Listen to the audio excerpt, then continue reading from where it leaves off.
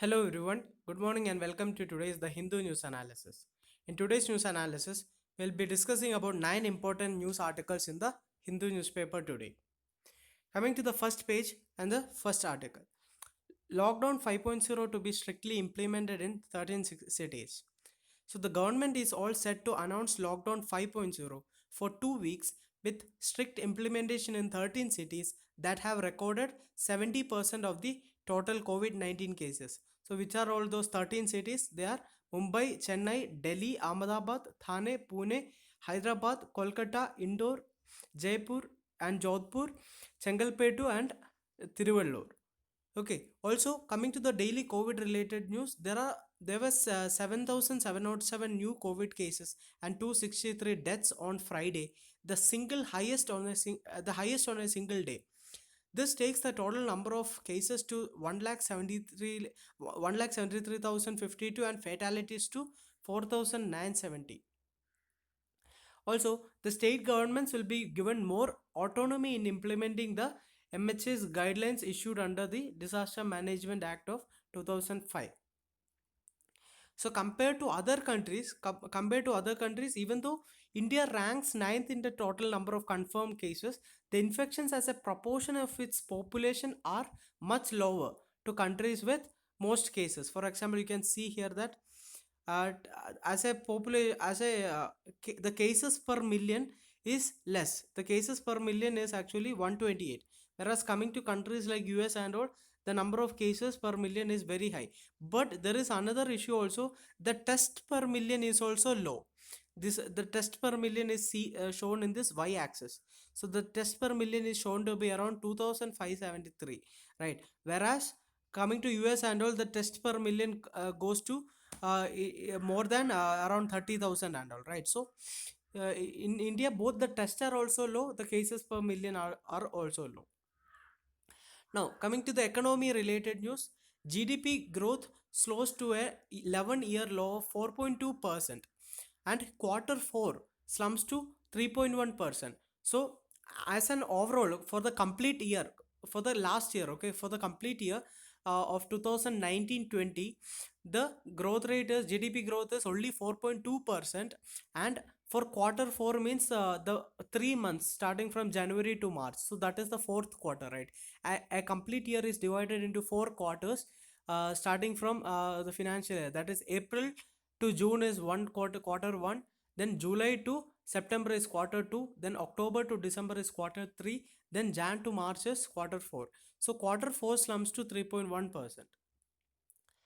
Economic growth slowed to a 11-year low of 4.2% in 2019-20, according to a provisional estimates released by National Statistics Office on Friday. The final quarter of the fiscal year, that is the January March period, so the expansion in the GDP product slumped to 3.1%. Also, agriculture output and the mining sector picked up steam in the fourth quarter, growing at rates of 5.9% and 5.2%. So, there is a bit of hope in the agriculture sector, but the manufacturing output contracted further, with output shrinking by 1.4%.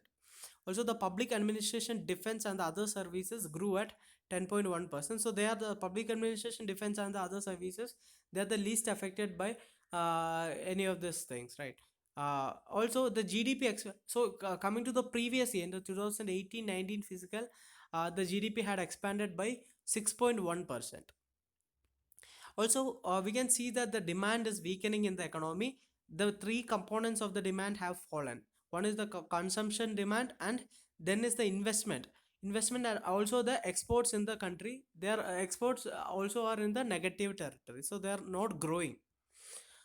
Also, the center's tax revenue have contracted by 3.4% in 2019-20. Also, the fiscal deficit has increased to 4.6% of the GDP. So that is much more compared to the target of 3.5% and all, right? So also it is well above the revised estimate of 3.8%. So we were expected to have a fiscal deficit of 3.8%, but it has increased. So here the definition of fiscal deficit becomes important.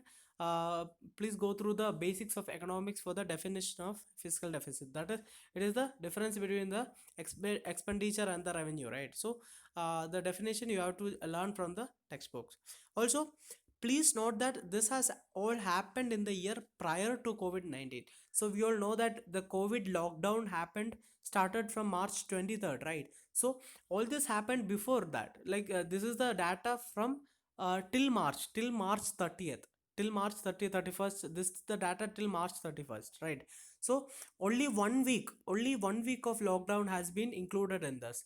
So this is almost the data prior to the COVID-19 happened. So this shows that the Indian economy was already weak. Indian economy was already weak even before the COVID-19. Now the COVID-19 will weaken it further. So the government has to take a lot of measures to ensure that the economy is not ruined. Now, coming to the next article, Trump did not talk to Modi on China. So the government on Friday rejected US President Donald Trump's claim that he had spoken to Prime Minister Narendra Modi about the situation on the line of actual control with China. So the government sources said India would also not accept Mr. Trump's offer to mediate on the standoff at LAC, and this was conveyed by the Defense Minister Rajnath Singh to its American counterpart.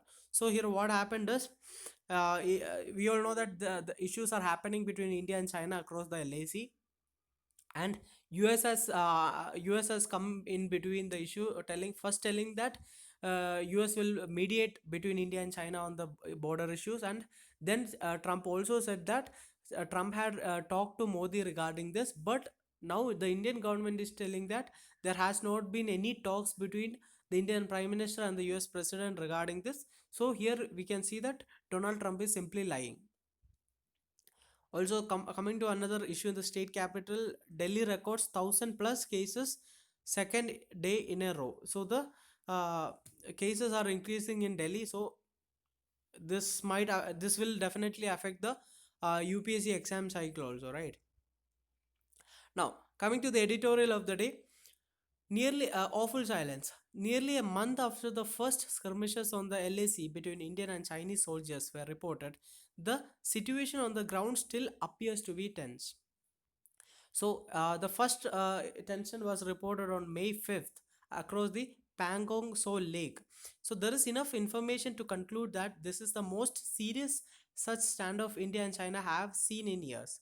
So that because this is because of the reason that the number of Chinese soldiers, the aggression with which they have dealt with Indian soldiers, as well as the number of points of conflict, indicate strategized action by the Chinese commanders. So we know that this issue between India and China is not happening in a single place. It is happening at least in four areas. Which all are those four areas? One is this Pangong So Lake in Ladakh. Then comes to Demchok. Then Galvan Nala. All these are in Ladakh. And coming to Nakula Pass in Sikkim. So we can see that the skirmishes are happening at multiple places. So this points to a strategized action by the Chinese commanders. That is something which is planned by the Chinese commanders, right? This is not an isolated incident which is happening. There is some planning which is happening behind this. Also, a full de-escalation will entail soldiers being able to return to their normal LAC patrols.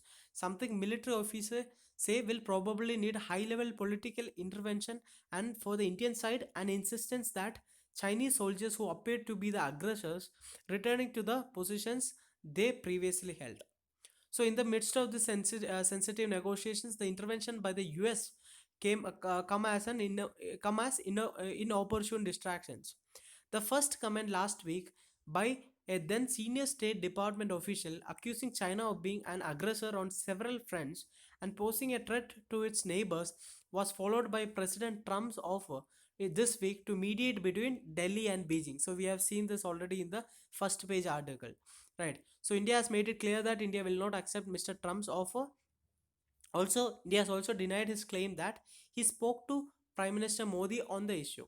The government's first priority now must be to end the current standoff and then for its senior officials to enter serious talks on the LAC demarcation. So this is the way forward. Also, there should be new border management protocols that were last updated in 2013. So this border management protocol should be revised and should be updated. Beyond this, it must make a full assessment of just what China's final aims are. So what China actually wants to do by this planned skirmishes which are happening at multiple places. India should make an assessment of it. So it can be due. So what can be the reasons? Is it the summer conflagration meant to deflect attention from Beijing's current problems over the coronavirus pandemic? Or is it to deter India from its infrastructural push for roads, bridges to connect its northern frontiers all the way to the Karakoram Pass? Or to remind New Delhi of its geographical vulnerabilities as it contemplates a closer maritime relationship with Indo-Pacific with the US? So, what is the ultimate aim of China? India should make an accurate assessment of it, and India should act based on that. So that is what the editorial talks about. Coming to the second editorial, belated but welcome. So it is a matter of relief that the Supreme Court has at last taken cognizance of the plight of millions of interstate workers looking for transport, home, and relief from the underlying misery unleashed on them by the lockdown. A three-judge bench has initiated suo motu proceedings based on media reports and representations from senior advocates, observing that there have been inadequacies and lapses on the part of the center and states in dealing with the crisis faced by the workers. So, fine,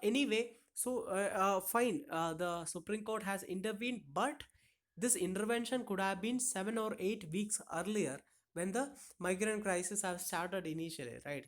So, but at that time, the court had accepted that the government accepted the government's claim that there were no migrants on the roads anymore, and that the initial exodus of the workers from the cities to their home states had been set off by fake news to the effect that the lockdown would last for months. So this was a wrong statement said by the government in the court, because we all know that migrants continue to be on the road. They are still on the roads, right? Also, the exodus of the migrants is not just because of fake news only, but there are other factors as well, right? Anyway, the court's reluctance to intervene may have stemmed from a belief in letting the executive handle the fallout of an unprecedented global crisis. But in the process, it abandoned its primary responsibility of protecting fundamental rights. We all know that the Supreme Court is the guarantor of the fundamental rights, right? Because any person who can directly approach the Supreme Court if its fundamental rights are being affected, right? So the Supreme Court has abandoned his primary responsibility of protecting the fundamental rights, especially of the most vulnerable population of the country. Also, now one should expect that the court to take a more critical look at the government's lapses and emulate a stellar role that the high courts are playing in holding administrations accountable. So, even though the Supreme Court was not intervening till now, we have seen excellent roles played by various high courts in the country in making this respective state governments accountable. For example, Gujarat High Court, Madras High Court, and all have taken good steps to make their administration accountable.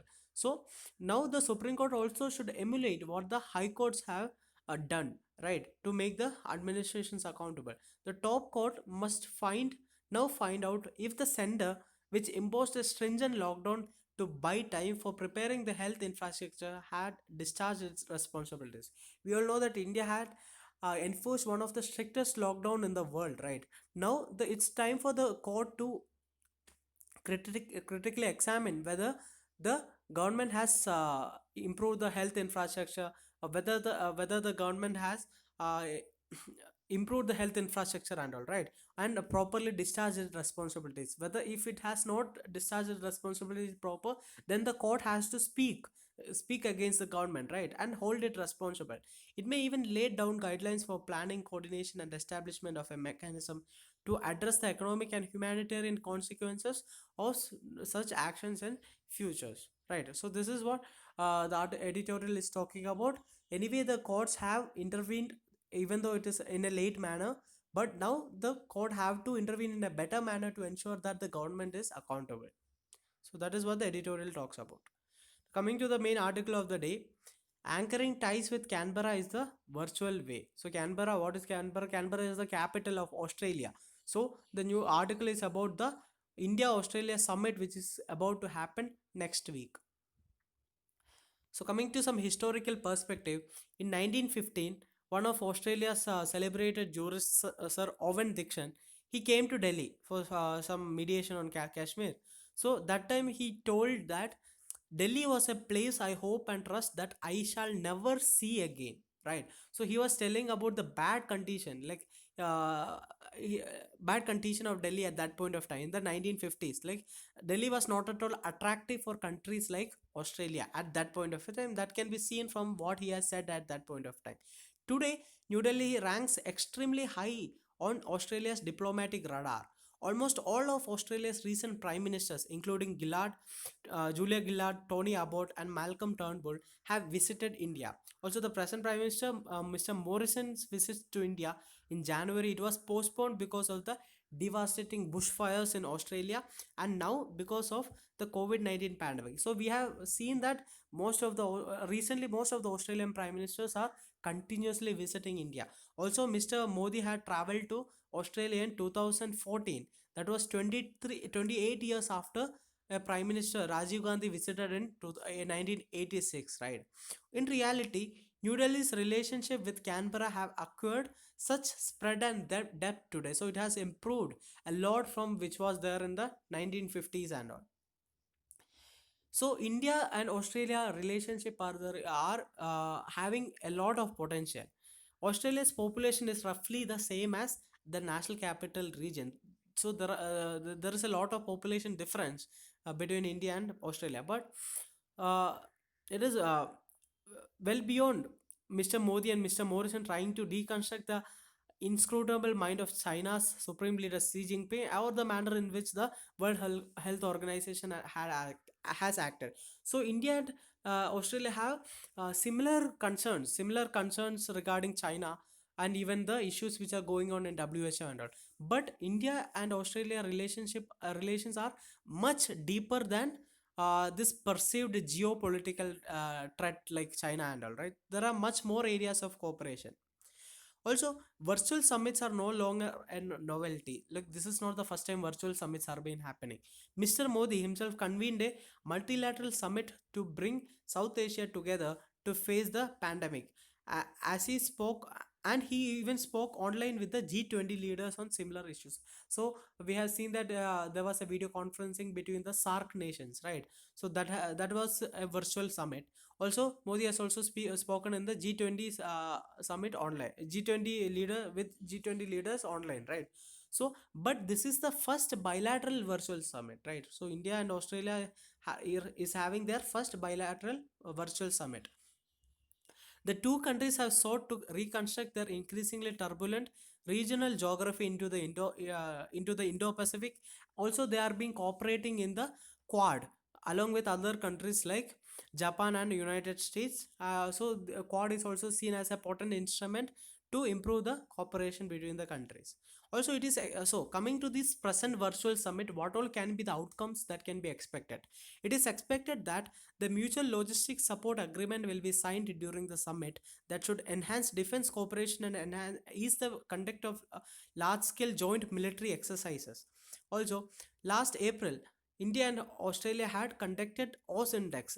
It is the largest bilateral naval exercise. So this thing has to be, this is important from the prelims perspective. OSINDEX is the naval exercise between India and Australia. Also, India also plans to induct Australia permanently into the Malabar naval exercise. So this Malabar exercise is also important from the prelims perspective. You have to see which all countries are already a part of it, and you have to understand that Australia is also planning to be inducted into the Malabar exercise. Also, there is a plan to elevate the 2+2 format for talks from the secretary level to the level of foreign and defense minister. So what is this 2+2 format? 2+2 format is a bilateral talks which happen between two countries, especially like usually it happens between India and some other countries, where the foreign and defense minister, 2 stands for foreign and defense minister from one country, and the +2 stands for the foreign and defense minister from the other country, right? So that's why it is called 2+2 format. India also plans to have a 2+2 format summit with the uh, Australia involving the ministers. Earlier it was secretary level talks. Now they are planning to elevate it to the level of ministerial level talks. Also, cooperation in the areas that matter to the lives of the people of the two nations, that is health, food, and education. So there is a lot of scope for this area also. So coming to health, also, coming to health, Mr. Morrison has emerged as a statesman during the COVID-19 pandemic by bringing in national opposition and reaching out to state leaders in the most effective and efficient display of cooperative federalism. So, Australia was able to control the pandemic in a better manner. Australia is one of the few countries that has managed to combat COVID-19 so far through controlled adaptation, by which the coronavirus has been suppressed at very low levels. Also, two of the leaders of this great Australia-wide efforts are Indian-born scientists named Kshitij Kapoor and S.S. Watson. So, there are some great areas of cooperation between India and Australia in the health sector. Also, coming to food and safety of safe food, also India and Australia can cooperate with each other, especially in the area of packaged food items, right? Also, coming to education aspect, Australia is proving to be the pioneers in distance and online learning.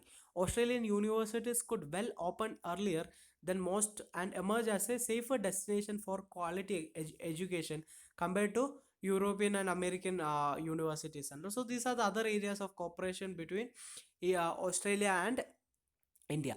So this is very important from the mains perspective under GS2. We can There can be a question on India-Australia relationship. So here you have to mention about various dimensions which are included, and try to add dimensions from like various areas like geopolitics. In the area of geopolitics, the challenge of China is there. The cooperation with US, Japan, and Australia under Quad you can mention. Also, coming to WHO and all like international organization dimension, India and Australia can cooperate in various international fora like WHO. Also, coming to other areas like social development of the country, India and Australia can cooperate in areas such as education, health, food packaging, etc. So all this can be added as a dimension in the main while writing the mains answer. So coming to the next article, Rozgar Setu for skilled workers in Madhya Pradesh. So Madhya Pradesh government has launched has announced the launch of a Rozgar Setu app, Rozgar Setu scheme, saying that it would help secure employment for skilled workers who have returned. So we can see a similar. We have already seen a similar step from Uttar Pradesh government recently, where Uttar Pradesh government will be doing migrant mapping to properly analyze the data related to the migrants who have returned and properly employ them in inside mostly inside the state itself. So now another state, that is Madhya Pradesh, is coming up with another scheme, that is Rozgar Setu scheme. So the attempt was to provide work to the maximum number of returned skilled workers. So here the focus is on the skilled workers, not the unskilled or semi-skilled workers. Also, this will fulfill the manpower requirement for the industries as well as provide employment to the workers during the COVID-19 pandemic, right? So this is a good step in both the directions, like to improve the industries there as well as to give employment. Also here they are mentioning about another scheme, that is Swamitwa Yojana. So that is a scheme which the central government has already proposed, right? So that scheme is this you have to just learn from the prelims perspective. Swamitwa Yojana, it is to improve the land survey, to improve surveying the land records in the rural areas and to give land ownership to the rural population. So this is what Swamitwa Yojana is. So please remember this from the prelims perspective. Coming to the next article, locust surge may turn into a global plague. Expert. So the current upsurge in desert locust attack could turn into a full-fledged global plague by the end of the year if it spreads to West Africa and the insects begin breeding there. So this is what is told by Food and Agriculture Organization Senior Locust Forecasting Officer Keith Cressman.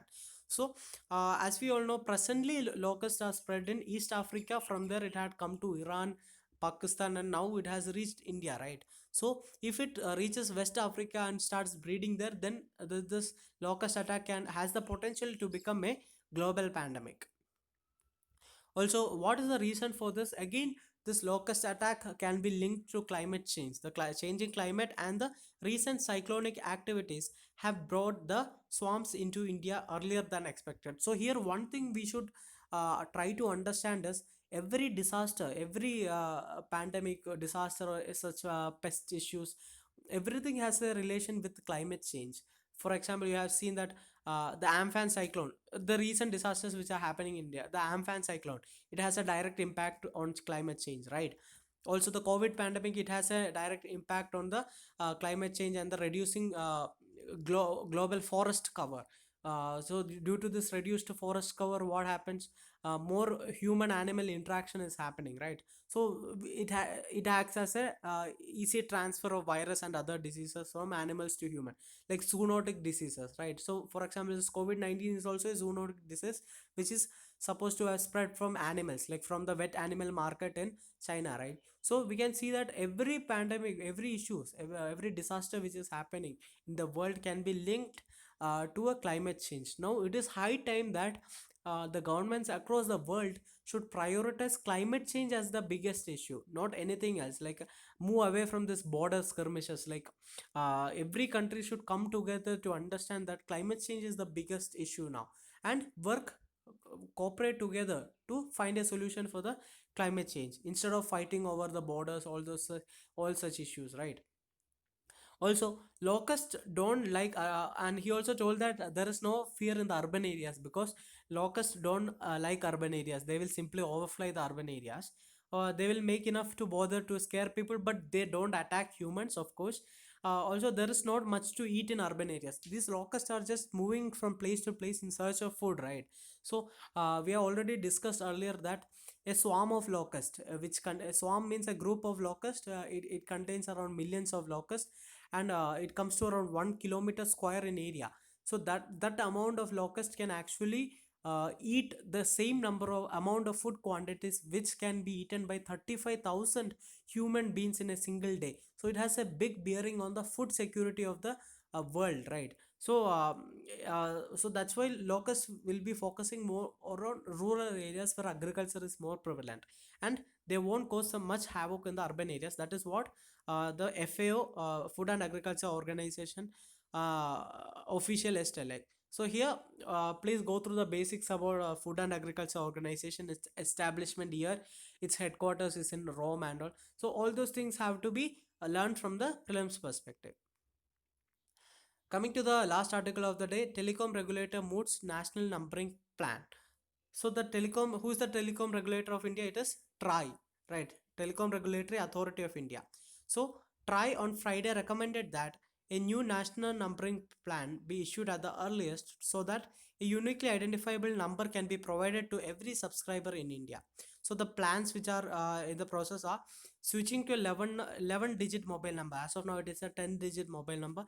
Reallocation of mobile numbering resources surrendered by the operators who have shut shops, and prefixing zero for all mobile calls made from the fixed line. So these details we don't have to go into, but the concept which we have to go into is that the increasing number of mobile connections in India, the digital connectivity in India is increasing day by day, and the telecom regulator has to improve the infrastructure, right? The digital infrastructure has to be improved. For example, things like 4G, 5G, and all, it has to be adopted as fast as possible, and the infrastructure should also be improved.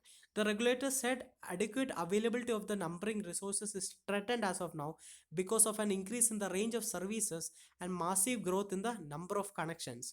The present plan was implemented in 2003, and it was developed keeping in mind the projections till the year of 2033. So when this present plan was implemented in 2003, we didn't expect that so much of digital connections will happen, like the smartphone revolution. We didn't think of that. Even the kind of uh, speed faster connections which happened after the Geo, we also didn't expect all those, right? So now it is the time to reform the telecom sector in India. Also, the total number of telephone subscribers in India stands at 1177.02 million. That comes to around 117 crore, right? India is a population of 130 crore, and out of 130 crore, 117 crore connections are there in India with a tele density of 87.45%, by the end of January 2020. So because of these reasons, there is a need of a national numbering plan as of now, and TRAI is planning for that. So that is all about this article. So that is all about today's video. I hope you like the video. Please press the like button, subscribe to the channel, and share it with your friends. Have a great day. Thank you.